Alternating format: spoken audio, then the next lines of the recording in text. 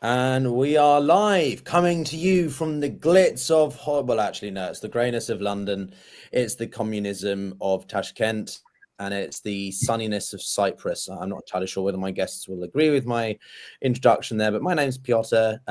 Some of you who are regulars, welcome. We're joined by Professor Michael Rossi and Professor James Kalinzi for a three-way conversation, not an interview, so we're going to be interrupting one another probably at incremental times. But gentlemen, thank you very much as usual. Nice to have us back after a couple of weeks away, and I'm sort of, this is an open-ended question for both of you, I think, to kick off, but like, seems like it's been slightly less hectic than the past couple of weeks, right? After the fiasco of the White House, it seems like we've seen a little bit more calming. We've seen Kursk, obviously, but I don't know. How do you feel about the latest set of events around Ukraine and Europe? Yeah, I guess, I mean, welcome back to the, what was it that it was called 2 weeks ago? Two centrists and the Marxist guy. No, I think two liberals and the Marxist. Two liberals and Marxist.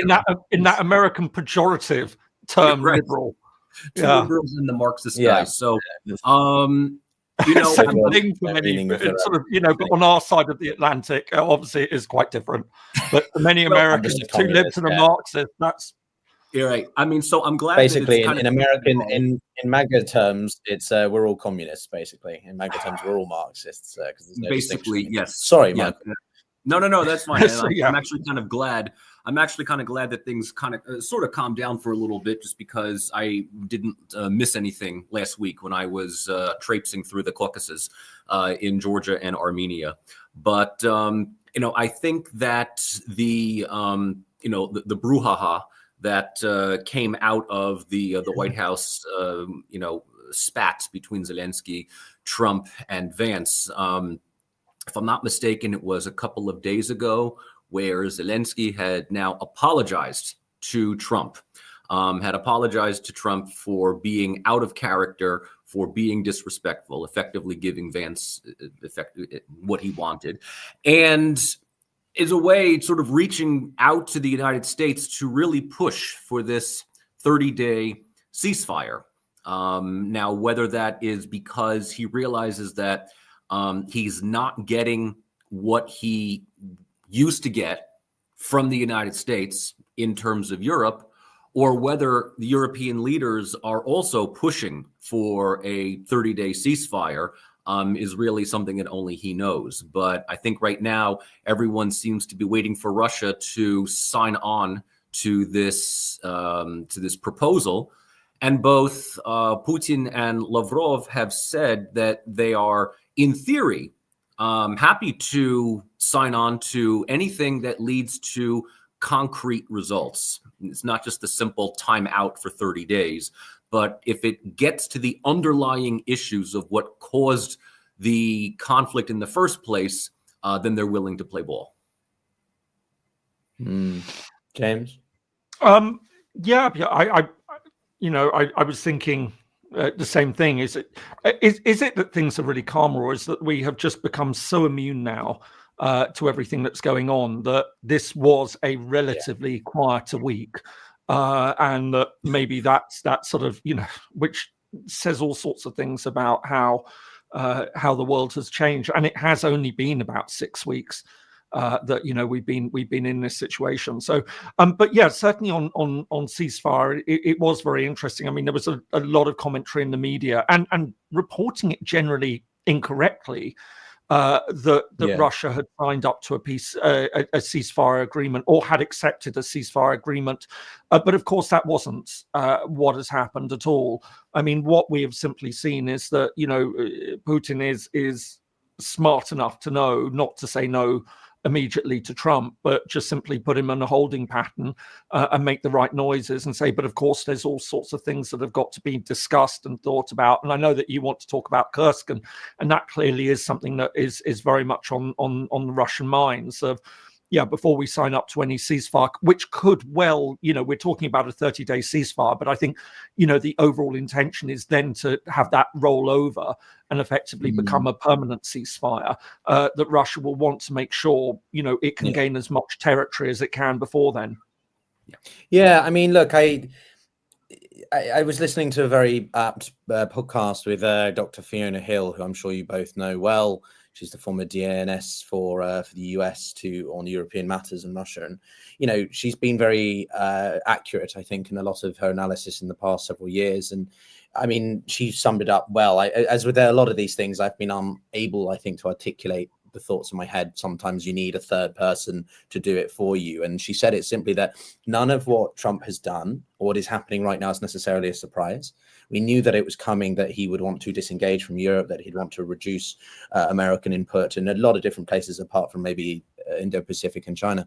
But it's the rate, it's the pace at which these things are unraveling, and the simul, what's the word for the overlappingness, like it's all happening at once. Every day he seems to pick a new fight or reignite one, right? So he had mentioned Panama for say a month, and suddenly then he's like, oh well, we're going to do something over Panama, and sort of reignite that discussion over the war of 91 or whenever, 89, with H.W. Bush, you know, the invasion that they did back then, sort of sentiments. So I do think and that sort of leads me into another point which I wanted to make personally, which was, I know last time we had our three-way chat, I was a little bit hot-headed with James particularly, and some of you in the comments thought I was a little bit standoffish, which I think is partially but I want to acknowledge that partially, not because I'm trying to be a rude ass to either of these esteemed guests and colleagues, but because I think it's a sense of helplessness, a sense of annoyance and frustration that we are seeing so many things that we've taken for granted in terms of, you know, peace and international law and the order that we appreciate being unraveled before our eyes, and we can't do anything about it.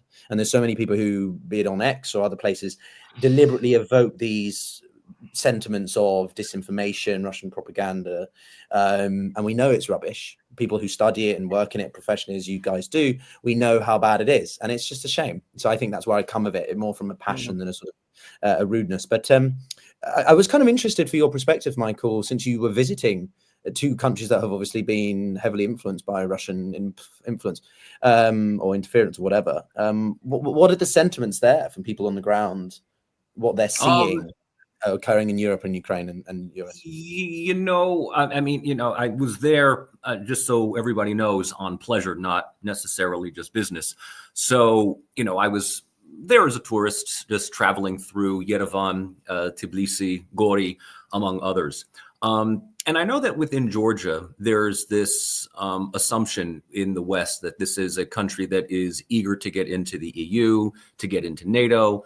There have been protests. There are still daily protests, you know, in Tbilisi, although they tend to be, you know, more or less performative at this point. I mean, nothing in comparison. Is that over Article 13, or the idea of an Article 13 like what Russia did a few years ago? I forget the name of it. No, it's not that.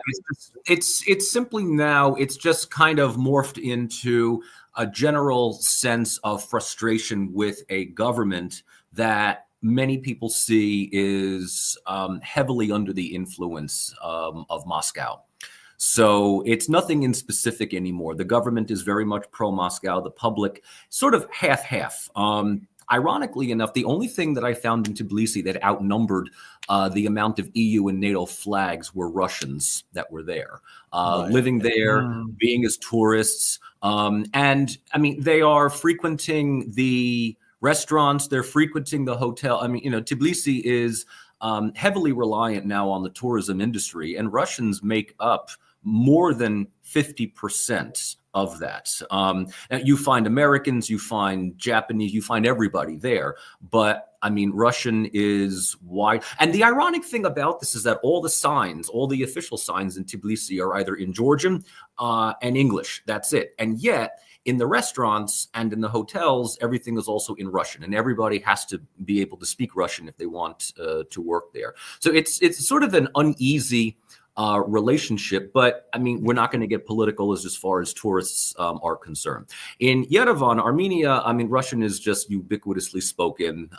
It is not as displayed, you know, on street signs. I mean, everything is in Armenian, but you know, the overwhelming population speaks Russian.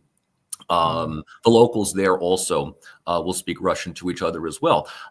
So the politics, especially I was surprised in Yerevan. I only saw just a couple of things related to the, you know, fiasco in Karabakh. But other than that, Yerevan is a completely enclosed city operating on its own vibe and its own speed. Tbilisi is Can I still ask you a very couple of follow-ups on that? Yeah, go ahead. I'm kind of curious. No, I'm curious because I haven't been to that region yet, unfortunately. But this is obviously happening at a time, I'm sure you both saw in the news, the relatively overlooked, because of everything else going on, the ceasefire agreement or long-term arrangement agreement between the Azerbaijanis and Armenians, which is huge. And that's sort of for you, Michael, because Russia obviously was supposed to come to the aid of Armenia when Azerbaijan took Nagorno-Karabakh and pushed out 250,000 ethnic Armenians from that area. So how do they feel about sort of being betrayed effectively by the Kremlin?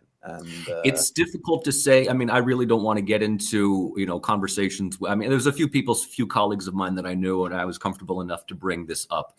And the general understanding, the general way of looking at all of this really falls into one of two categories. One group is that it was primarily Pashinyan's fault, who just threw Karabakh under the bus. And whether or not he had intended to just get rid of this piece of territory that he knew he could not keep, it could have been done with better diplomacy. And the other half, just looks at this and says that it's just the latest in the long saga of Armenians being expelled from areas outside of Armenia today, whether it's in Turkey or whether it's in Azerbaijan. But the sense that it was Russia's fault, I did not hear. And maybe it's just simply because of the people that I spoke to. But the real responsibility for this is Pashinyan, who seems to not know how to play any of the cards that have been dealt with him, because as far as the Russian side was concerned, is that the proposed agreement before the counter-offensive a couple of years ago was that Armenia held about 7 regions within the larger Karabakh-Artsakh area. 2 of those were of the original Karabakh Oblast, and 5 surrounding regions kind of just added all to the larger territory, with the idea that if Armenia, and by extension Karabakh, negotiates by giving back the 5 territories that it had taken, which have been largely depopulated, in exchange for keeping some kind of autonomy, some kind of joint administration of the original Karabakh Oblast, Aliyev would have signed off on that. Right. He would have absolutely have signed off on that. And that was Russia's proposal from the start. They had never said that they were recognizing the independence of Karabakh. They always recognized Azerbaijan within its 1991 borders. When Pashinyan, and I think at this point this was March of 23, if I'm not mistaken, had said at some European/NATO security meeting in, I think it was Prague, that he recognizes that Karabakh's future lies within the sovereign authority of Azerbaijan. That was a green light for Aliyev, who said, okay, then we don't need to do anything. Even Russia was kind of looking at him like, are you nuts? I mean, you're literally giving up your leverage here. To which Russia was like, okay, well, if you're fine with this, then we're not getting involved. We're not getting involved. So what we need to now think of is, what is the agreement going to look like? Will there be a return of Armenians to the Karabakh region? Or once you're displaced, you don't really tend to go back? The Armenians that were there have all said that Karabakh, Stepanakert, was a beautiful nature preserve, right? Almost like completely different from that of Yerevan, right? So, the food is better, the fruit is better, the water is better. It was a great place to be, and it was a horrible loss that this whole thing had happened. Whether there is going to be a return to the population, some kind of, joint diplomatic recognition, this is primarily up to Pashinyan and Aliyev. But right now, Aliyev holds not only all the good cards, Aliyev holds the freaking deck. He holds the freaking deck. I mean, I wouldn't discount also, obviously, China, two nations, one state, as I think they've called it, right, in the past, the former president of Azerbaijan or leader. But James, I mean, I'm sure you're itching. I've got quite a different take on this to no, for all sorts of reasons. Partly because I know Armenia very well. I go a couple of times each year. And so I, had a lot of chances to talk to people. I actually am a great admirer of Pashinyan. I think, he was dealt an awful deck. And you're right, Michael. I completely agree that Aliyev controls the situation, and Pashinyan knows that. The trouble is that Armenia was a country in deep denial about what was happening. It had won the war in the early 1990s, and it had become very complacent about its position. And yet we have known for a long time before the war that Azerbaijan was steadily building up its armaments to an extent that there was certain Azerbaijani military budget was greater than the entire Armenian state budget. But most Armenians, and certainly most of the opposition political leaders who'd essentially driven the Armenian policy for a very long time, absolutely refused to level with the Armenian people about this. They pretended that this could continue, that nothing was wrong. I would posit that Armenia probably knew that it had lost Karabakh in 2015, if not before then. With the way that the military spending was going, they knew they couldn't win this. They could have cut a deal. They didn't. I don't know really what Pashinyan could have done. He couldn't have gone to the people and said, look, I'm going to sign off on a deal with which will return Karabakh or Artsakh, as they know it, to Azerbaijani control. That would have had him strung up as a traitor. I think, unfortunately, he just knew it was going to have to play out in a particular way. And try and minimize that. And I think, he has all credit. I think he's been an amazing peacemaker given the hand that he was dealt. And you're absolutely right on that. I don't disagree. I think Aliyev was just in an absolutely unbelievably strong position. And as you said, I think it's going to be very, very interesting to see the nuts and bolts of the peace agreement. Azerbaijan was pushing for very, very punitive terms. It will be interesting to see whether any Armenians are permitted to return. I suspect that if they are, it will be under a condition that they have to accept Azerbaijani control. No talk of autonomy or self-determination or any of that. If you want to go back to Stepanakert or to Nagorno-Karabakh, you do so as Azerbaijani citizens.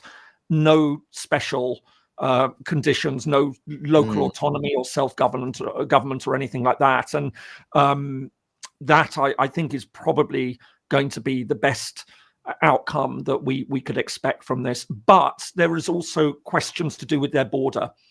They've already reached a few agreements on handing over certain villages and things, and in order to draw out the line, essentially what I think Pashinyan is now looking for is to finally, once and for all, settle that relationship with Azerbaijan, make sure that the issue of Karabakh is dealt with, make sure that the border is agreed so there's not going to be any more border skirmishes. One of the other things that are going to be really important to look out for is the transport link across Armenia from eastern Azerbaijan to Nakhchivan, which is incredibly important because if anyone looks at the map, from Nakhchivan, you could just quickly pop up and get into Turkey.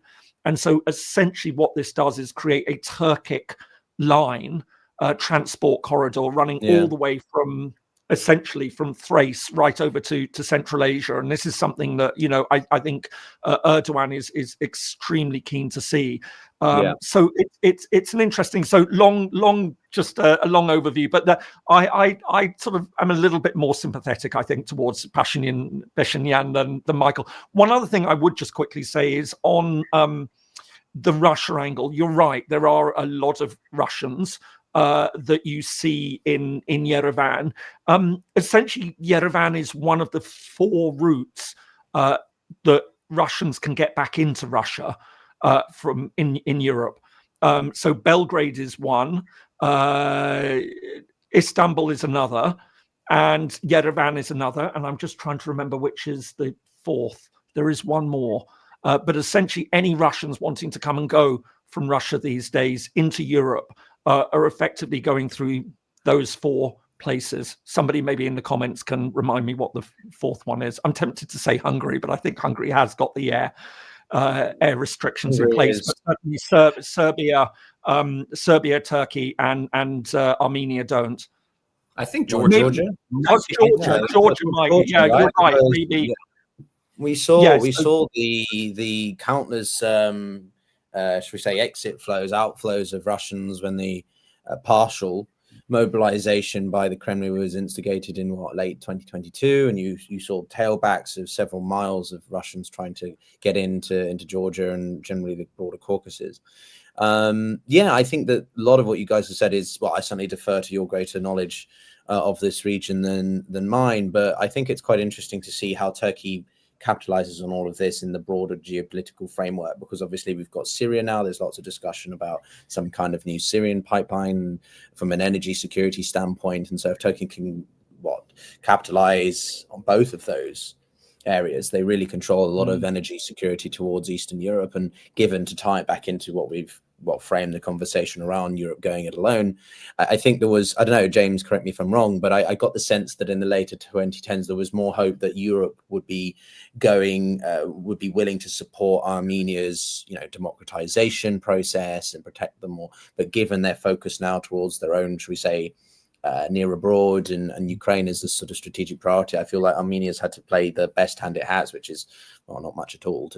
They don't have the deck, as Michael says, and they've sort of basically just had to cut their losses and accept that they're surrounded by much more stronger ties of Azerbaijan. Russia's not going to protect them. The EU's not going to do anything. So I feel sorry for Armenia. They feel like a small state in the middle.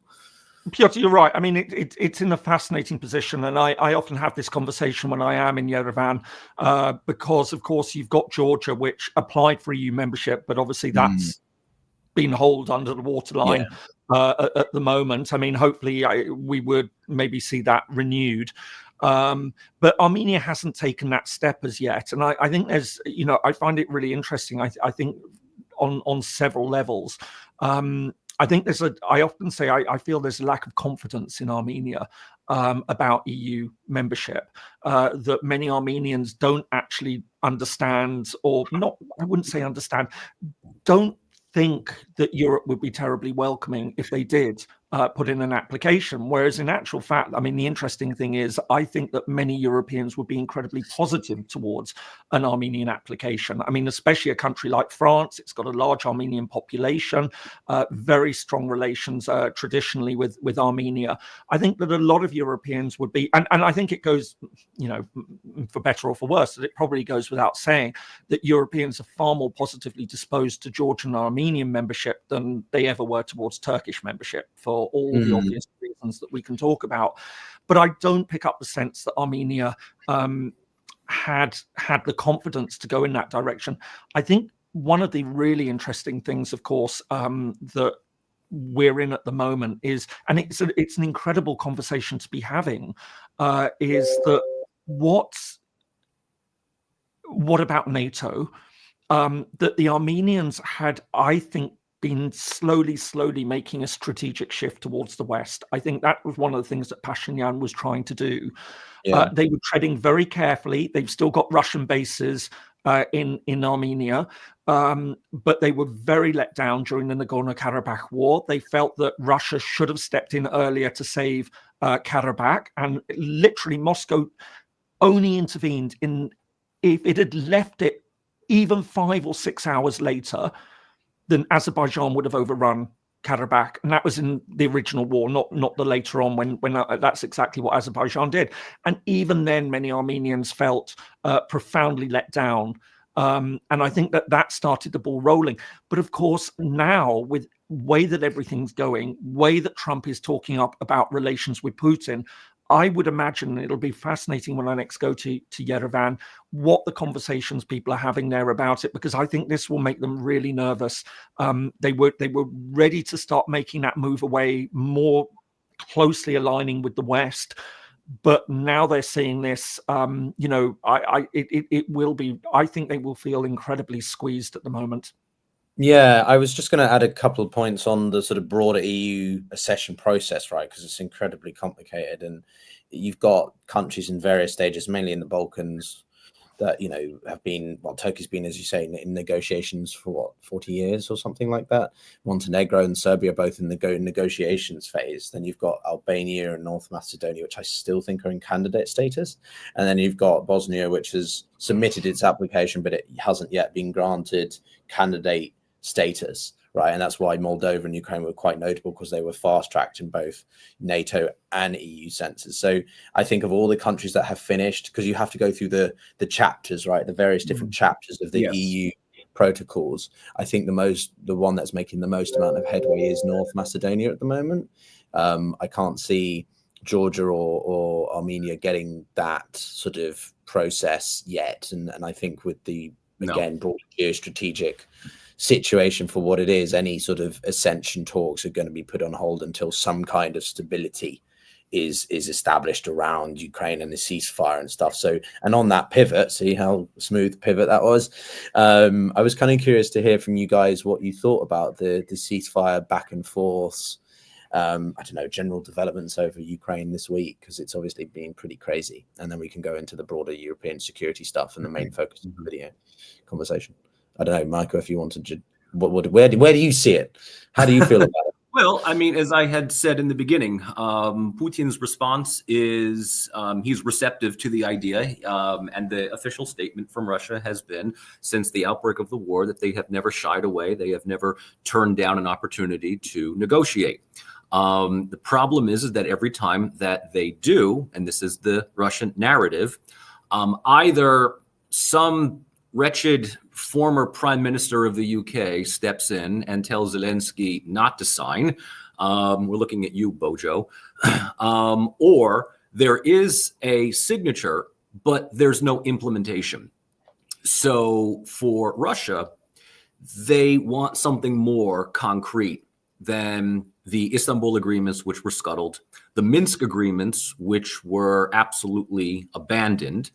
And if you go back to the speech that Putin made the night of the launch of the special military operation, and it's the on war. my YouTube. Come on, let's call it the war. I just, whatever you want to call it, the war, the disagree, whatever it is. Sure, the war. Both me and James's look as he said that. Like I was just sorry, Michael. So the outbreak of the war, fine, but Putin had referred to the United States as the so-called empire of lies. And he hasn't said that statement since. The empire of lies, and shameless plug for my page, go on to the one with 3 million views. That's what, made my page viral. But this statement is largely predicated on the idea that the West cannot be trusted. And that even though they are pushing for a ceasefire, the ceasefire, according to Russia's interpretation, is simply to give Ukraine enough breathing room to regroup, rearm, recoup your losses, and then fight again. So if there is going to be a ceasefire, there should not be anything that is, it's not a 30-day thing. It should be a permanent ceasefire. And there should be no international peacekeepers on Ukrainian territory. There should be a red line item that says no, NATO membership for Ukraine. And that is what they will sign on to. And if they don't, then we play the waiting game and see what happens. Wow. I mean, look, both sides are going to be making the same calculation about territory. That essentially what we all believe, and with good reason in this situation, is that when that's, as I said right at the start, when that ceasefire comes into force, there will be an expectation that could well be the defined line that will be accepted, not in a legal sense, and I think that's a whole thing that we need to also address. But it would essentially sort of freeze things along that line. That will be the expectation. So I'm sure Kiev and Moscow are both thinking at the moment very, very clearly about what that ceasefire could well mean in terms of, bolstering forces and drawing it. I think it's very clear that there is absolutely no way that Putin wants to be drawing a ceasefire with any Ukrainian troops on Russian soil. That much is very obvious, and it's been sort of quite noticeable, hasn't it, that Russia has clearly diverted its troops to Kursk to try and achieve that, even if it does mean that it's going to be losing a little bit more territory that it held in Ukraine, simply because it doesn't. I mean, in some ways, it then becomes an obvious bargaining point for any possible future peace agreement. Although I am more of the view that we're probably talking about a permanent ceasefire rather than a peace agreement, even further down the road. I would imagine part of me thinks that a peace agreement is something that we could potentially be talking about in a decade, 2 decades time, or not at all. I mean, I think there's the most likely outcome from all of this is that what we will see in eastern Ukraine is a parallel to what we've seen in Transnistria, what we've seen in South Ossetia and Abkhazia.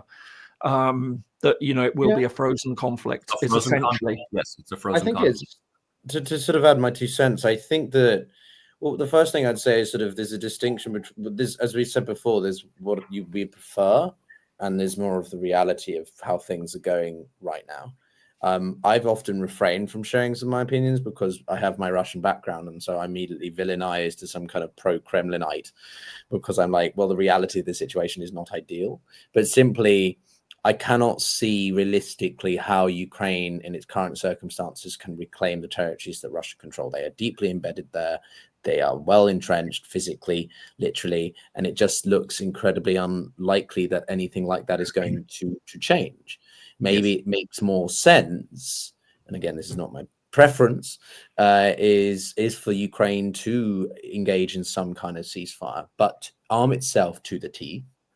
Now we're seeing, obviously, any MAGA or grifters on Twitter, for example, who are incredibly, accusing Europe now. It's not just America anymore. It's now just Europe as being the provocators for World War III because we're discussing the idea of peacekeepers, some kind of security deterrence. But the point is they always leave out the critical bit of information, which is only in a ceasefire scenario.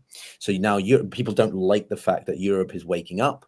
Europe is taking its initiative and wanting to, defend the sovereignty of another state in a way that America doesn't want to. And I think it's very revealing that the goalposts keep moving as soon as the framework around Trump and his relationship with Putin and wanting to normalize ties there is now making people criticize Europe as being the warmongers when they've mainly only focused on the US. So I think it's quite interesting like that. But yeah, I just don't see it realistically being the case. And the Russians are never going to relinquish their demand for these maximalist goals. Well, the flurry of this conversation we saw about the ceasefire largely ended in, it was jack shit that changed. Putin simply just took back Kursk. And that's the biggest change. Other than that, though, what's different? Putin's demanding the same. The US is considering different tactics. Ukraine doesn't want to flinch, negotiate on those regards. So the actual likelihood of some kind of ceasefire, really, I'm not sure. I mean, there is this idea of this truce, a 30-day truce, which is only in the air and the sky and maritime, but they continue warring on the battlefield. But I don't feel like Trump administration is particularly interested in that. I don't know. What do you guys think? I mean, Trump is looking for a victory. He's looking for something that he can, stick to his legacy. I mean, this is ultimately what he wants. He's driven by ego more so than policy. I mean, I don't think none of us here will disagree with that. So he wants something that sticks. Putin is giving, as I've said, a tepid response to this, but he's willing to talk to Trump, and they're willing to basically just ignore Europe entirely.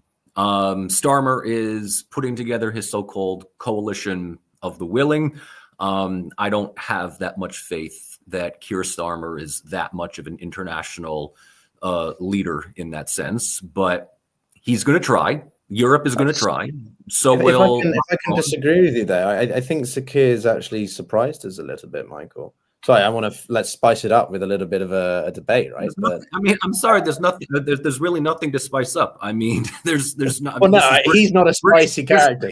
There's nothing spicy about British food. So hey, the national dish is chicken tikka masala. That's the national dish of the UK. That's Indian. Thank God, finally. It's the thing. Last time I was in London, the best thing I do is just go out for Indian food. So, in any event, I mean, Russia just seems to largely be ignoring Europe's little, cosplay diplomacy. And I think that he can afford to ignore it because he sees that the ultimate negotiator is with Trump. And if they do agree to something and Europe continues to push the envelope for defending Ukraine, well, have at it. Let's see. I want to take a different view. I think Putin is trying to write the Europeans out because he's ultimately afraid of Europe. I mean, listen, Europe has been disorganized, but if it does get its act together, it's not something to be sniffed at. I mean, we talk very much about how Europe has been buying very much from American arms and things like that. But don't forget, there is a very significant European arms industry as well. And it produces some very, very good technology. And if Europe starts splashing all that cash in that direction and starts taking its own responsibility for its own security, as many are now arguing that it has to, and this is where I have to say, I think Trump has made the most monumental mistake of any US president, in that he's listened to what other US presidents have said and not understood that what they said and what they meant were two fundamentally different things. So you've had US presidents moaning for years and years and years about Europe not taking responsibility for its own security and it needs to spend more. But in actual fact, every single prior US administration, apart from Trump 1, loved that. That was absolutely perfect for them. As people have been noting, Europe effectively became a US protectorate. Trump, on the other hand, took that in, heard it, internalized it. They're ripping us off because everything in Trump world is about being ripped off. And now saying to the Europeans, and he's just driving Europeans away. And once they get their act together and they stop spending on US arms and start saying, right, okay, we will defend ourselves. And it is a really interesting debate that's emerging on all of this. I just did an interview with one of the newspapers here to talk about, where Europe is coming together and the debate about involving Turkey. And this has been a really, really fascinating development, that in recent years, there's been a lot of suspicion about Turkey, and with good reason. It hasn't been seen as a good NATO player. But I'm really getting the sense, like many other observers, that Ankara is really nervous about what's happening between the United States and Russia. It plays two games with Russia, but essentially it's always been very nervous about Russian imperial expansion, about Russia's place in the Black Sea. And now it sees that maybe Washington's tying up with the Russians, that it now wants to be very much in on the European Act. And you involve a country like Turkey, the European Union also brings in other NATO members who aren't EU members. You get the Norwegians involved, you get the British involved, even Iceland, which doesn't have an armed force, but is very important for North Atlantic. But it's absolutely vital for North Atlantic security because it provides that. I know, we laugh at little Iceland, which doesn't have a military. I'm not laughing. No, it's a very astute point. They only absolutely have and maybe even the Canadians. Then you're talking a NATO minus the United States. Yes, it's a big shift. There's no doubt about it. But Europe is still a major, and it's got a bigger population than the United States. It's a bigger economy. I want to add 1 cent to you, James, and then I know Michael's itching to pound to balance or whatever, but I just want to echo a couple of things because I think that this is so important. Those who idolize Trump, I mean, you've even made me get out a pen and paper, right, guys? I'm writing shit down now. People who idolize Trump or are Putin apologistic, they just don't like the fact that Europe is not willing to lie down and take it, right? Europe is wanting to stand up. And that's why I do differ with you, Michael, when you say that Europe is not important to Putin. Putin's been quite vocal, I think, from what I've seen, about, he doesn't like the fact that the Europeans are willing to put soldiers or peacekeepers or whatever on the in a ceasefire scenario. So I think Putin's frustrated that Europe is being more independent in its thinking now, and being a fly in the ointment, right? It's being a spanner in the works to his grand strategic plan of improving relations with Washington and being reintegrated to a certain extent. And whilst this is maybe not as big a deal because Europe doesn't have that military capacity yet, I still think that they will eventually. It depends. I think the biggest factor here is time. As we said already, Ukraine wants security, America wants a ceasefire, Russia wants time, but not in the way that Europe needs time. Russia wants time to win strategically and militarily, whilst the Europeans need time to militarize to counterbalance against the Russians because of the unpredictability of Trump's administration. I don't know. You just don't think it's Europe's relevant in this case? I have a difficult time trying to point where Europe is and who speaks on behalf of Europe. See, we're talking about the United States as one country. We're talking about Russia. No, I agree. Europe is a 27-headed hydra. And let's be perfectly honest here. Out of the 27 heads, there's maybe about 5 that really count. And they're all democracies. And democracies can change trajectory with every election. You just talked about Turkey before. That's not going to happen under an AKP government. That will not happen as long as Erdogan is alive. What won't happen? Turkey gravitating more towards Europe.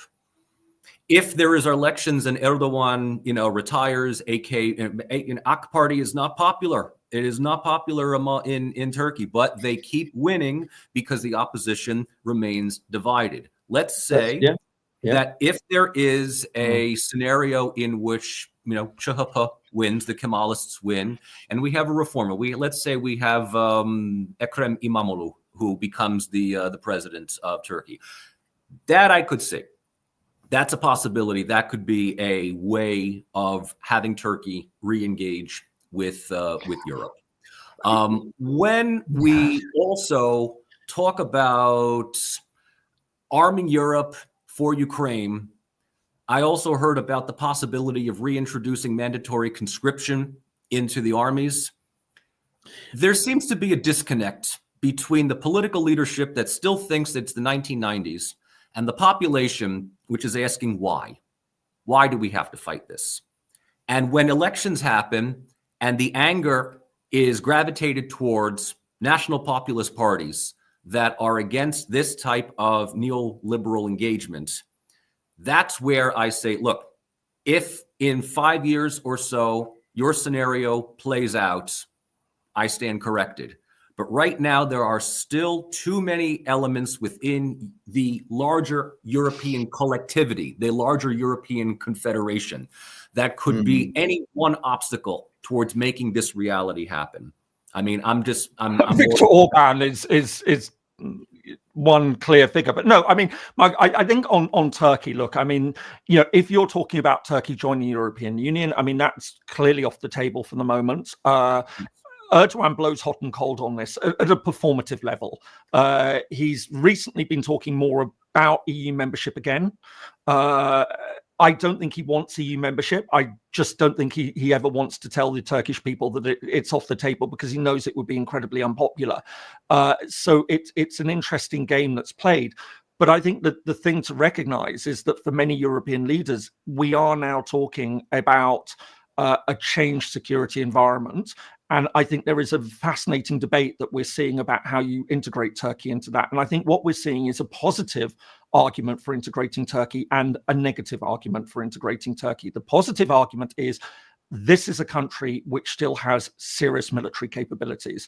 I mean, that much is clear. It's the second largest army in NATO. And, it's a force to be reckoned with. The negative argument is that this is a very unreliable ally, and there has been a lot of disquiet in recent years. It's actually interesting if you think over the past 5 years, there's been all sorts of articles saying, should we kick Turkey out of NATO? It isn't reliable. It was flirting too much with Russia. But I think there's a lot of European policymakers who would say, if NATO ceases to exist effectively, or it becomes a rump NATO without the United States. And that is a whole fascinating debate in its own right. What happens if the United States pulls out of NATO? Does it continue? How then does it, reorganize? I think there is a feeling that even if Turkey can't be fully relied upon, that it's that old Johnson argument, isn't it? That you want them in the tent. Even if they can't be reliable, if you kick them out of this European security environment, then you're guaranteeing that they're going to go rogue. Much better to have them in on that debate. So as I say, I think there's a really, really fascinating set of factors that are shaping European decision makers. And I think this works for both sides, for the European Union and for Turkey, as long as they can say that, yeah, of course, we've got really strong relations on security, that Turkey is a European country, and nobody is sort of cutting off that EU membership, which isn't going anywhere, as I say. Then I think it actually works rather nicely for Ankara and for the European countries to work with each other on security for a number of reasons. I think that we will actually see Turkey very, very closely involved in these debates, and we've already seen them involved in London, for example.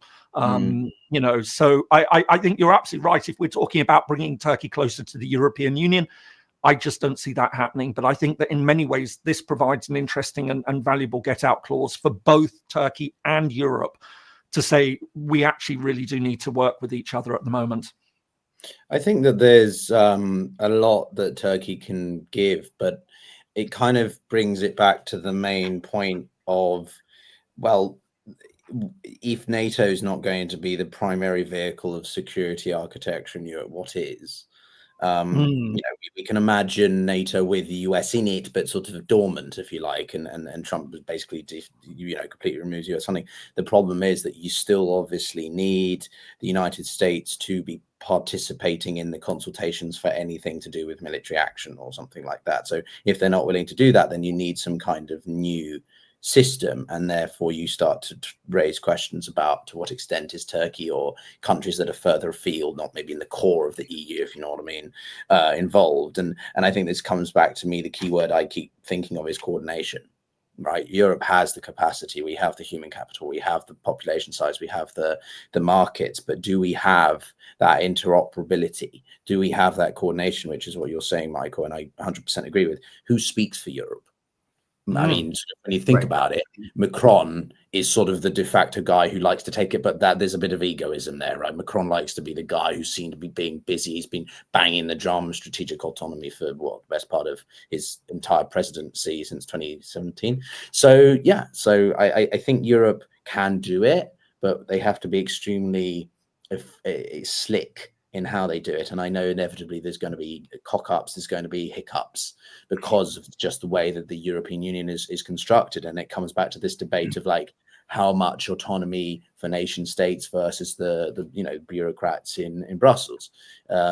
Should Europe become a United States of Europe? That's sort of the thing. And then obviously, just to bring it in for our Canadian audience, but like Canada as well, there's the idea that Canada could join the European market or something, the customs, I think that would be insane. And Mark Carney, I was very curious actually about this, James, particularly as a Brit, but like his reference to we are British with our British heritage or whatever he said a couple of days ago when he was being sworn in as Prime Minister. That's incredibly unusual. And then switching to French. So anyway, with the French heritage. So, yeah, I mean, it works. I just don't, and it just shows what weird times we're living in, that we are talking about Canada being very integrated into European economics and defense and security.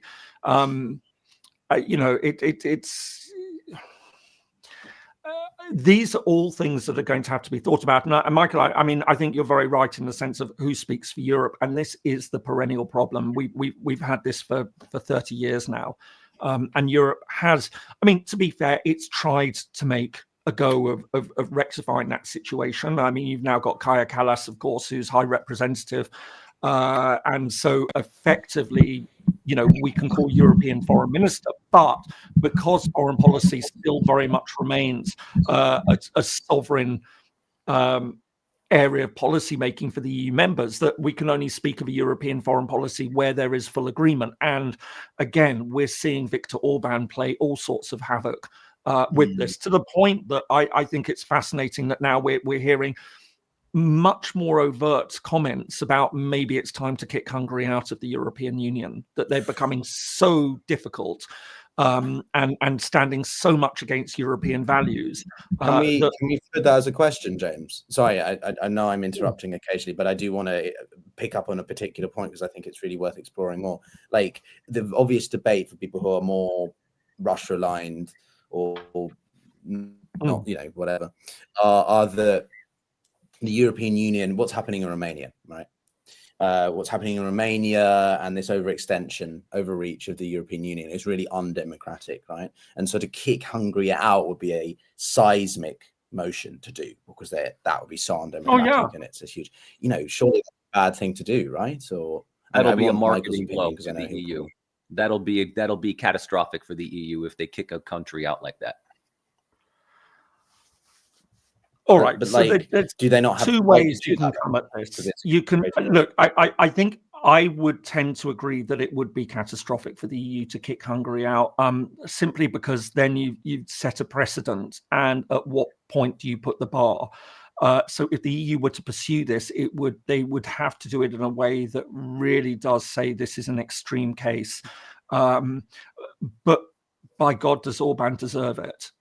Let's be clear. What Orban has been doing, and he is a real troublemaker. He is a troll of the worst sort. He delights in causing havoc, and it's also the height of hypocrisy. The reality is that if Orban really despises the EU as much as he says he does, walk. Brexit. Hungexit, or whatever you're going to call it, Hungexit. Get out. He could do it tomorrow. There's Article 50 there, but he won't. He's coward. He loves to play it. He loves to play the troll. He loves to go along to conservative meetings in the United States and say the EU is evil. He loves to cause all these problems, but he hasn't got the guts to actually walk away from the European Union. If he had an ounce of integrity, he would do it, but he doesn't.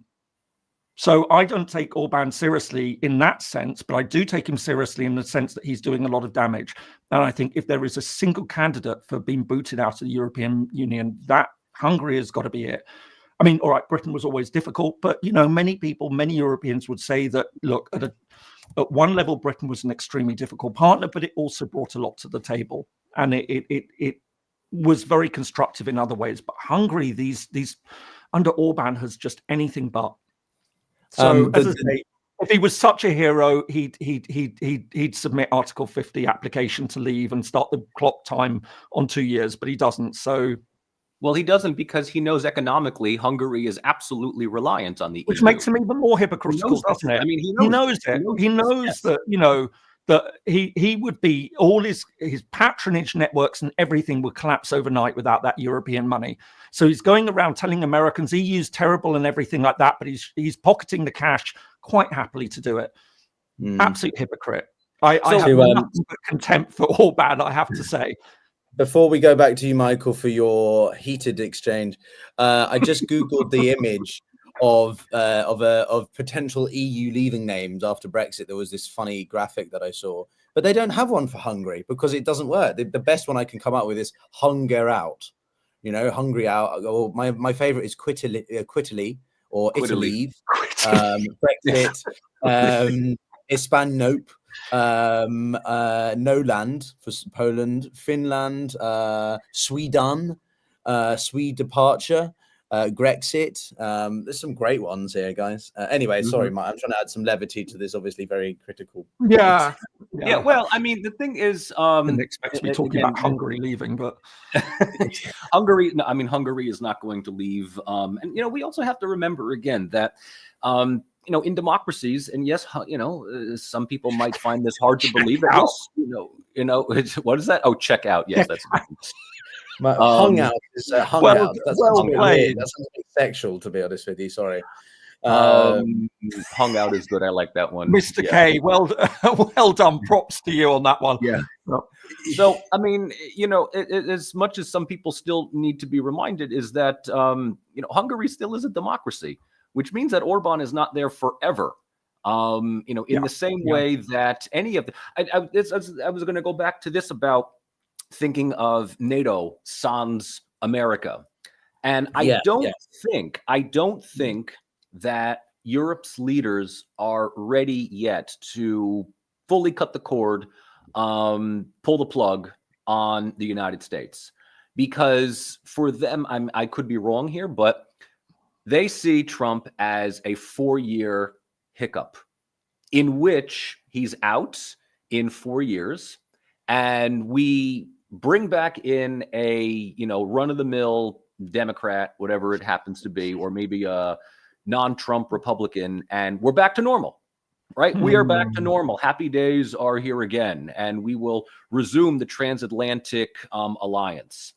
That's, of course, predicated on whether Trump is just a 4-year hiccup, or whether Trump is paving the way for a Vance term or a Rubio term or something like that. We will not really be able to discern whether the relationship between the United States and Europe is truly broken for another couple of years. And I think that is largely because of Europe's hesitancy to throw the U.S. out immediately, simply knowing that Trump could very well just be a blip. So when we talk about, and this is the thing with democracies, is that we tend to think that the current elected head of state represents the entire country, right? So, Turkey's, geopolitics is largely predicated on Erdogan. And, Erdogan is not young anymore. And his time in office is numbered. I don't see anyone within the AK party that could succeed him unless the opposition just fails to muster a credible candidate. When it comes to the UK, leadership and policy changes by new government that comes in. When it comes to Germany, we haven't formed a new government yet, but I'm fairly certain that a grand coalition, once we get all the votes in, is going to continue Germany's policy from Scholz to Merz. I mean, no one's going to allow AfD anywhere near control of the Bundestag. So my point here, my point with all of this is that, Orban has certainly shaped Hungary's position within the EU for the last, 15 years. He's been in power since 2010. He can say that, the EU is bad, but he's never going to leave the EU. Why? Because he sees himself as some kind of champion for conservative Europe, alternative Europe, old Europe, right? Not the borders are fluid and migrants are welcome, but that Europe, as the EU, is defined by 27 members with borders and flags and languages and cultures that all form part of the larger European community of nations. So this is not me defending him, but this is just me saying that his understanding of the EU is sort of pivoting in towards much more of an illiberal populist understanding of Europe, which is being taken up by people like Robert Fico, Nigel Farage, Marine Le Pen, when he is free to, state his own views on Europe, probably Vučić, although Vučić has his hands full at the moment right now. Just so everyone knows, there's about 1 million people that marched through Belgrade yesterday. Don't mention it. That's going to trigger the Serbians, which will trigger James, and then the entire conversation's derailed. I'm joking, but no, there's a lot going on in Serbia. I was kind of curious to touch upon maybe at the end, but sorry, Michael, I had to make that quick. I mean, I haven't met anyone. I have all of my Serbian colleagues here in Tashkent are absolutely in favor of the protests, of the marches. I mean, it's just a collective. It's a collective display of people who have had enough of Vučić for now, another 15 years as well, roughly the same amount of time. Yeah, no, I think that the situation with Orban is quite fascinating. He's such an illustration of, political ideology in motion, if that makes sense, right? He is it's an illiberal democracy. He's such a blueprint of etching away power, centralizing it around yourself, quashing any sort of notion of opposition, politicizing judicial systems, all this sort of stuff. It's very cleverly done and very gradually done.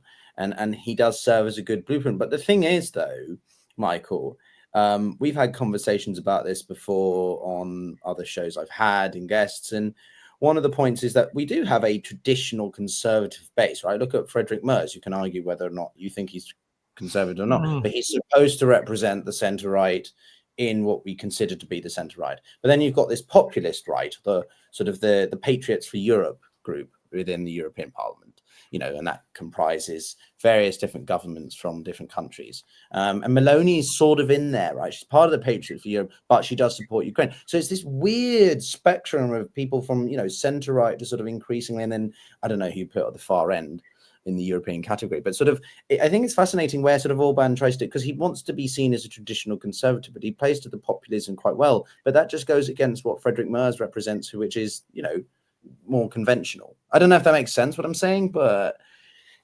Merz is a centrist. Merz is right of center. Merz is the CDU. That is Germany's run-of-the-mill right of center. It's still right wing, though. It's still conservatism. Right wing. I mean, anything one step away from the center is right wing. I mean, yes. I mean, he's right. I mean, just like saying, Schultz was left wing, although the man would probably run at the sight of, socialist literature. So, I mean, he is SPD. So, fair enough.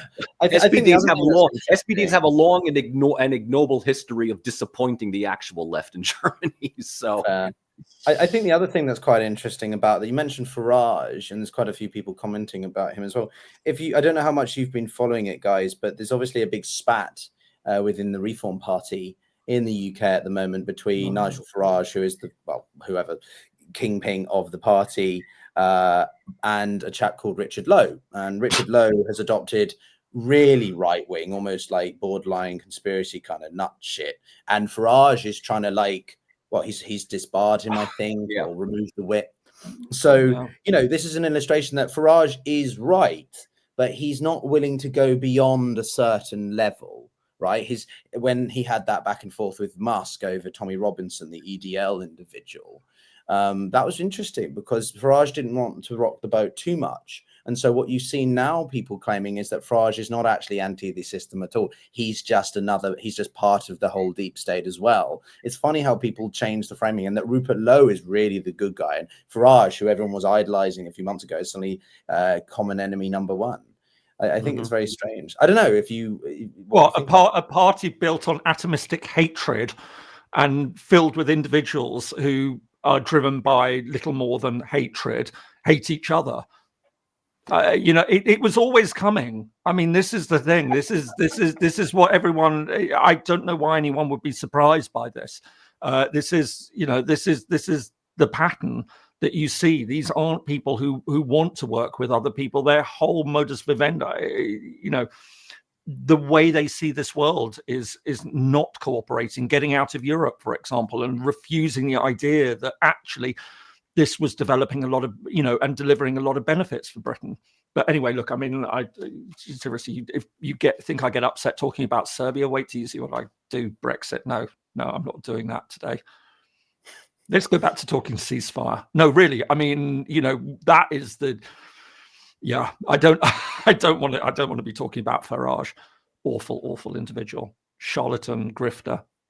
But it is, I'm not terribly sorry to see that he's going down. Now, big question. Which one do you despise more, Orban or Farage? Because you went off on both of them. Is that to me or James? No, that's to James. That's just more of one of those. I'm not going to be crude. Is that tea that you're taking? Cheers. Yes. Yes. No. Not laced with anything. No. Just No. I mean, look. on a serious note, I mean, we are seeing these trends, and we know it's all troubling. And really, I think, if we're talking about what we're doing about European security, then I think, Orban is a real problem that we have to consider in all sorts of ways. And I think Europe is trying to find ways of dealing with this. And I think that in many ways, what we're seeing at the moment is this talk of kicking Hungary out is very much just ratcheting up the pressure. I mean, what I love is the fact that there is and I think we need to be a little bit careful about what an opposition party in Hungary means. But of course, there is this movement under the wonderfully named Peter Magyar, which, I mean, for anyone who might not realize, is the equivalent of somebody in Britain sort of pitching up as being the opponent of a government, and it's led by a leader called Johnny English. It's sort of quite something to see. But that is, Orban is in trouble. I am going to sort of say, yes, in Serbia we have had big protests as well, but again, there is that concern of what comes after. And this has always been sort of the worry, that we actually think, and in an era of populism, we get rid of one bad leader and then we just introduce another. So that's another debate. But certainly I think Piotr, on the key thing that we were talking about is, and I think we should maybe focus a little bit more on is this idea of where things go with this ceasefire. What are we really talking about in trying to stop this conflict in Ukraine, and the bigger picture of what it means?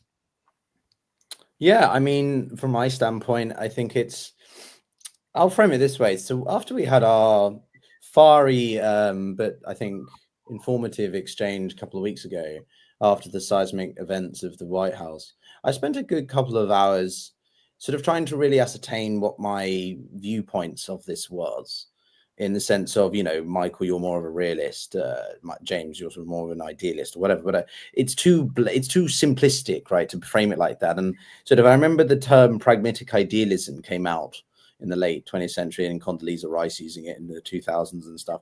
And I began to sort of research different framings of things. And it came to be that I'm sort of largely aligned to what they call the strategic idealist, in the sense that I have a long-term picture view, which is that I want Ukraine to be fully sovereign based on its 91 borders.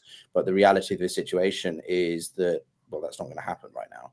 And there's another term which was quite relevant, which was principle pragmatist, and sort of that I have my principles that I wish to adhere to, but I'm also pragmatic in how we try and achieve them. And the point I'm making is that, unfortunately, as it stands, Ukraine is in a difficult bind. They do not have the United States' willingness to support them unless it benefits Trump. Putin has taken back Kursk, largely speaking, which is a huge bargaining chip they've lost. They are short on men in a way that the Russians just won't be. Events around Kursk has certainly galvanized Putin and therefore the Russian population. And therefore that's going to continue to make them want to push. The biggest, I think, tangible change here is Europe. If Europe, again, it kind of comes back to, if they can do stuff, get their act together, then we might be able to begin to see things change. But that's not going to happen tomorrow. And I also, the last point, I'll pass it back to you, Michael, is to what extent do all the rhetoric see followed through with action policy shifts? Because if Europe wants to do stuff, then they're going to need to do even more than they are. Keir Starmer is promising 2.5%, 3% defense spending by 2030. I can't imagine what's going to happen tomorrow morning with Trump and this whole fiasco. So yeah, I think that, and a last point, sorry, but I've had a lot of conversations about the nuclear element in this, and a couple of guests we had from Harvard were emphasizing the fact that as it stands, the French and British do not have the non-strategic capacity to counterbalance Moscow, right? They have tactical nuclear warheads, and if one of those is used in a low yield strike somewhere in Eastern Europe, we don't have the equivalent to respond with. And if we respond with strategic ICBMs, well, that is escalation of unprecedented proportion. And well, there you go. So, and also because the British are so entrenched with the Americans, right? We do not have autonomy of our own nuclear systems because we're so embedded in with the Americans. So from a British perspective, it's quite bad. So there's a lot here to disentangle and de-risk from America. Anyway, Michael, what do you think? So, I mean, if this was to happen, and let's just say that we go with Macron's idea of what is it, strategic autonomy that he was talking about, then a couple of things need to be made within this year. And the first decision is, regardless of who's in the White House and regardless of what comes after Trump, Europe was basically doing whatever the United States had said since 1990. Europe was living largely in my country's shadow. And if you don't want that anymore, then you need to make a very painful but very executive decision. And that is, whoever is in the White House, we will either cooperate or we won't, but Europe will have an independent foreign policy. That's the first point. The second is putting together a number of smaller, well, not necessarily smaller, but separate pieces together. You have NATO, you have the EU, and most of the 27 countries in one are part of the other. And at any discussion which talks about the need for the European Union to act with more unity, they constantly talk about more centralization. And, you know, the big thing which some have floated is the EU. Federalize the damn thing, right? Federalize it. Now you've got much more of a united government. Will that happen? I don't know. Will NATO become somewhat of the military appendage of the EU? Will the EU become the economic wing of NATO? We need to decide. We have so many organizations, so many overlapping sets of leadership, which most of these leaders are not elected. They are not elected by the population. You know, when it comes to NATO, leaders are appointed. When it comes to the EU, you've got the EU Commission, you've got the Council of Ministers. None of these people are appointed.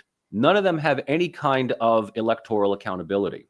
So for a country, for a group of countries that like to say that they are, European Parliament's one thing, that's it. No, but hold on, Michael. I think, you know, this is a debate that I had with leavers all the time. This Europe is not democratic. Hold on, you know, so on the one hand, they don't want Europe to become a superstate. And the best way of ensuring that Europe doesn't become a superstate is to maintain power in the hands of the members. And the way that you do that is, so you've got the European Parliament, which is the directly elected component of the European Union, and you've got the European Council, which is the overarching, sets the strategic agenda of the European Union, which is where the democratically elected leaders of the member states are represented. And then you've got the Commission, which of course each country appoints, puts a name into the hat, and it's also essentially the political leaning of the Commission is directed by the European parliamentary elections. So I think it's really important to sort of just add a quick corrective on this, that, you know, if, as you say, we want a fully federal European Union, then you're right.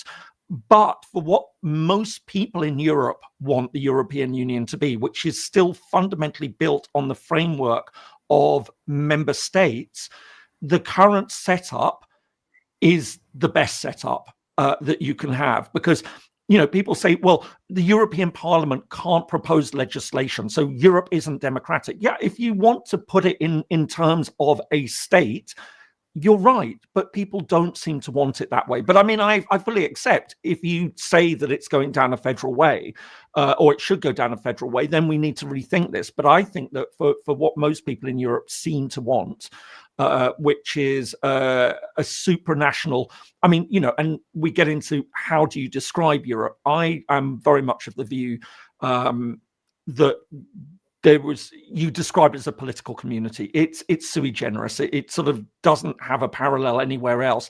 As I say, political community seems to be the best way. If you want to keep it that way, then I think that, you know, so sorry to push back on this, but I do get when people say that European Union isn't democratic. It's very democratic. It's just, it respects that democracy is still essentially lies in the member states rather than as a single super state. Oh, I didn't say that the EU wasn't democratic. I didn't say that the EU wasn't democratic. The EU files. Well, you said unelected, which is to all the people in the comments or listening to this who are reform voters or whatever. That's dog whistle. stuff. Okay, So maybe I'm just coming at it from a UK perspective. Was not elected. Josep Borrell was not elected. They were not elected by the people. They speak on behalf of the on the entire community. I mean, if you want to elect these individuals, then that's one thing, but they're not. They're appointed. No, but Borrell could only speak on behalf of the European Union if all the member states acceded to a particular foreign policy decision. So you had the 27 members, the duly elected leaders of the 27 members saying, we all sign up to a foreign policy position. Mr. Borrell or Ms. Callas, who is now the High Representative, please go off and communicate that.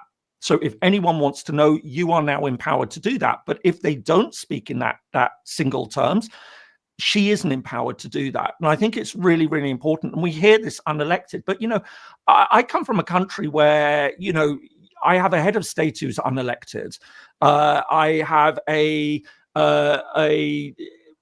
permanent secretary, cabinet secretary who's unelected is appointed. The speaker of that, there's an entire upper chamber of parliament that is completely unelected.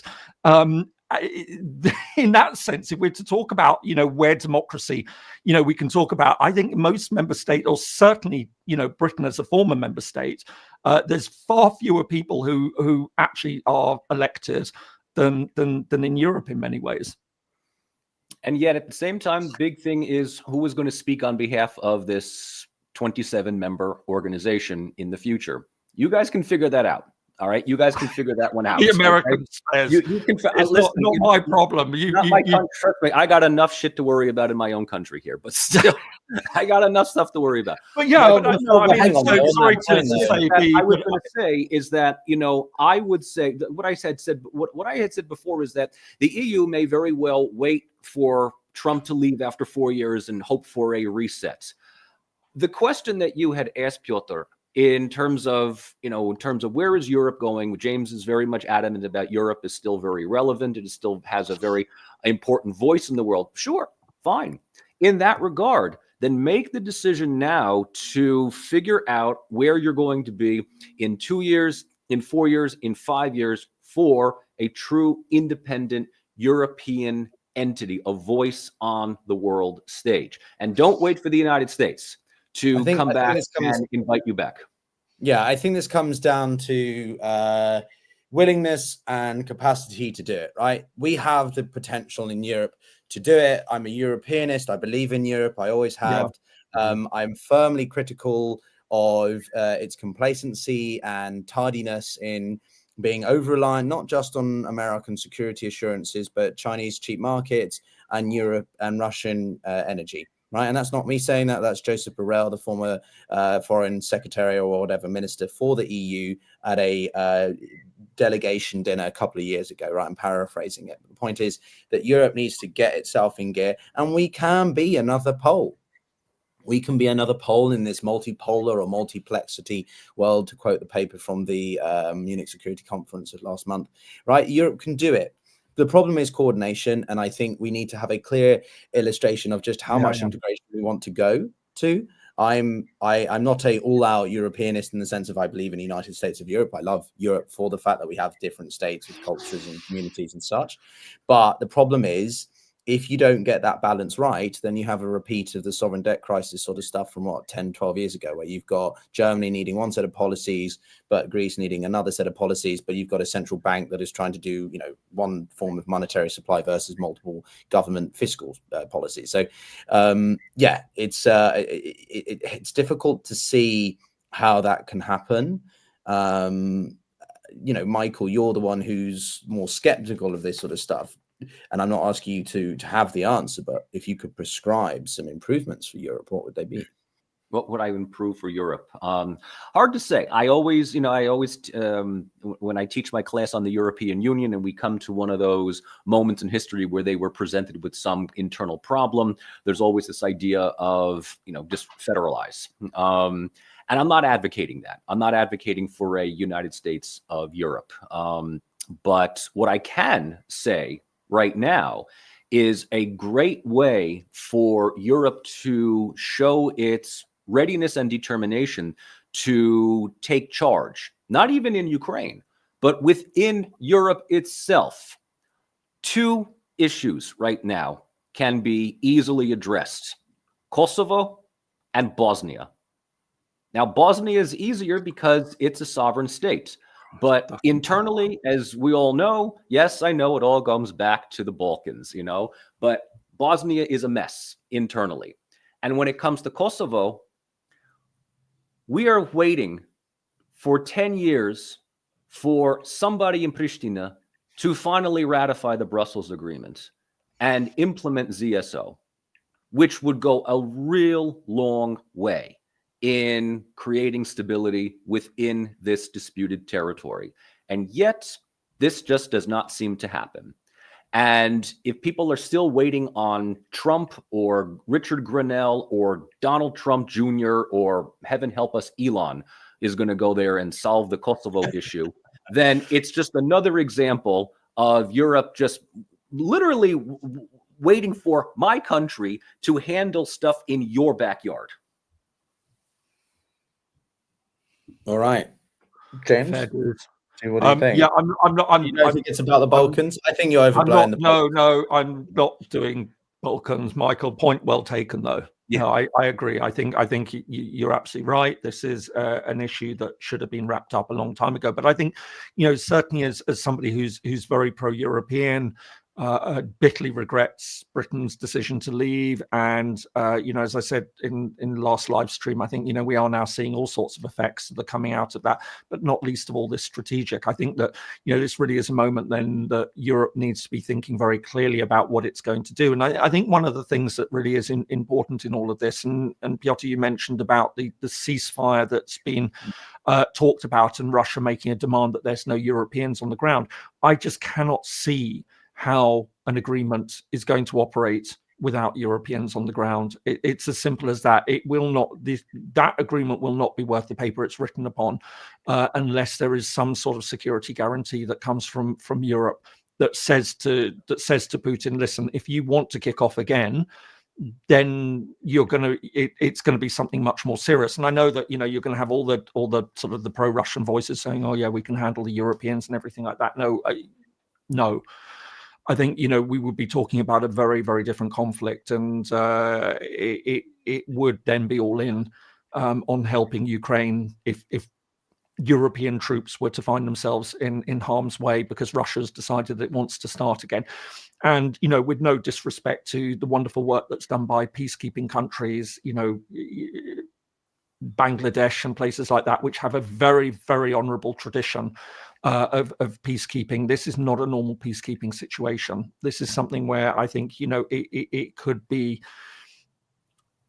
It could kick off again very, very easily, and I think you would have to. You could only provide the Ukraine with the safeguards it needs by having European forces in there. So I think Europe is going to have to be a lot more serious about this, and which countries can provide it and at what levels. And this comes back to the point that the US has made about Europe cutting back on its defense expenditure. Troop numbers are right down. I mean, the UK army is at the lowest ever level. And that really does, there will be a lot of talk about how do you remedy that. We know that many countries are having real problems with recruitment. There are actually a surprising number of European countries that maintain conscription. But if, it's one thing having sort of, young men, invariably young men, signing up at 18 and doing 6 months, in a local military barracks or to another part of the country. It's something very different when you're saying to them, right, okay, gear up, get some training, and then you're going to be sitting on the front line in, a ceasefire line, but nevertheless a front line in Ukraine.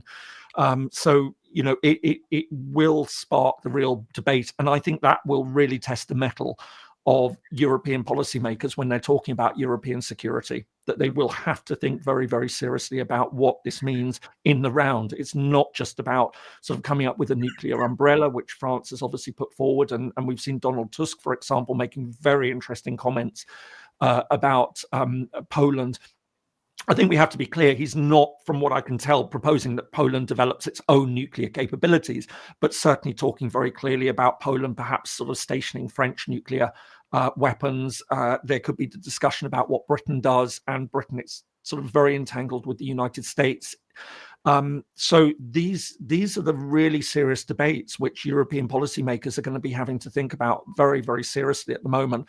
From the very immediate sense that if this ceasefire goes through, how are you going to provide the troops necessary? And it will be a large number that are needed, right through to how do you rearm? How do you deal with the nuclear umbrella? It's part would say it's a fascinating time, but it's also a deeply worrying time. Yeah, no, I agree. I think it is a deeply worrying time, but I do believe in Europe, and I think that they can do it, and I hope that they can do it. God, goodness me, there's so many more things we could talk about, right? Yes. I know, James, you wanted to discuss the military aspects in depth, so I thought we could go into that. Really interesting. I'm joking, everybody. James doesn't like military matters or discussing military. Which is rather ironic because my first job out of university for 2 years was working at a place called the Royal United Services Institute, which is probably the world's leading sort of military studies think tank in the world. And I learned to recognize all the ranks of the armed forces and things like that. I also went to a military school, but I am not a bombs, tank, gun sort of counting type of person. I've always been much more on the diplomatic side. So that's why I don't talk about front lines and, the X783 weapons system is going to do this and that. Not my thing. And I don't claim to do it or make. Yeah, I think it's quite simple, in my opinion. I think there's a lot of people who are annoyed by the fact that Europe is no longer just sort of bucking at the heel of the United States. Obviously, I want to see the war end, but as I made clear in a post earlier, Europe doesn't support war. They support the defense of a sovereign state that is on the receiving end of might makes right and hard power coercion, right?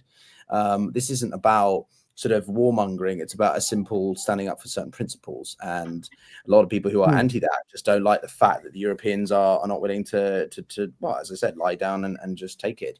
And I think that it's rather amusing to see people freak out and get angry over the fact that it's no longer just about America being the warmongers. Oh, it's just those Europeans again. Oh, okay, the Europeans that apparently don't exist or don't have a say. Suddenly, yet you're saying that they're such a threat. So which is it, guys? The Europeans are just passive people that the Russians are going to overlook, or they're so important, but they are important because they're triggering in Moscow. Those two things are inconsistent with one another. I think it's going to be, we've got the defense ministers meeting on Thursday where we're going to see, I think, continued discussions around this.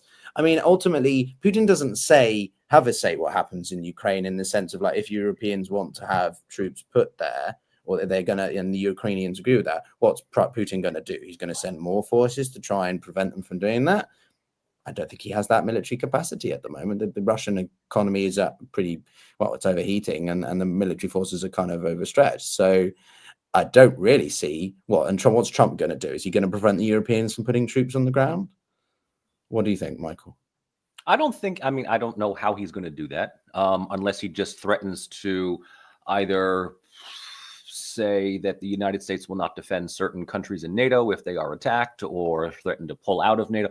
I would be very surprised if Trump actually pulls out of NATO. I mean, you don't give up that bargaining chip. I mean, that is a major card to play. We've seen Trump, defund U.S. aid and a whole bunch of other things around the world, which, greatly undermines our soft power capabilities. I honestly don't know. There are so many things that are out, on the table at this point where, and I was listening to James before and talk about we're once again at that hour of Europe, and will they, live up to the challenge, or will they back down? I mean, I absolutely agree with him. We may not see eye to eye on the principles, but he is absolutely correct on this. And it fits to what I was saying before about how my best recommendation for Europe is to just accept the reality that the partnership with the United States is not what it once was, and it is in Europe's best interest to think of a long-term strategy, a 3, 5, and 10-year plan for developing an autonomous foreign policy, economic policy, military policy, and then see where we are from there. That would give Europe more leverage over Ukraine. Right now, it's rhetoric over applicability. And I think that Moscow knows this. So if the war in Ukraine continues, even at a lower level, or let's just say that we get to what no one officially wants, but in my opinion, everyone secretly is kind of hoping for, and that's a frozen conflict. Because a frozen conflict is just that. I mean, whether it's Transnistria, Abkhazia, South Ossetia, Kosovo, any of these things, these parastates, right? These are frozen conflicts. Officially, all sides condemn the frozen conflict. They don't want it, right? They want a settlement. They want an end to this conflict. They want to mitigate the security dilemma that comes with a frozen conflict. And in reality, they love frozen conflicts because it keeps your foot in the door. It keeps you still holding on to your leverage in an area in which you think, I can't gain leverage now over my opponent, but down the road I can. The future may hold where something happens, some unforeseen thing happens. Who comes after Putin? We have absolutely no idea. Will Russia still have the same type of organization? That's a big issue. Just like we were talking before with Turkey. Who comes after Erdogan? That's a big issue. Serbia holding on to something over Kosovo, Albanians holding something up. What will happen, right? Serbs are getting kind of happy that Trump is in office. I don't think he's going to do them any favors, but there's always this idea. And if Ukraine remains this frozen conflict like Transnistria is, no one wants it, but this might be a way for Kiev to say somewhere down the road, we might have a better advantage at taking back our territories. We'll never recognize them. We will never recognize the loss of these territories. Serbia does not recognize the loss of Kosovo, but you hold on to your cards and you wait for a possible better opportunity down the road. We talk again, we condemn frozen conflicts. We don't want frozen conflicts, but there's a strategic use for them. Michael, can I just ask, because I mean, you clearly have a good ear to the ground of what people in Russia are saying, and to give a plug obviously to your channel and things, you do an amazing job of actually translating major policy speeches and making those available.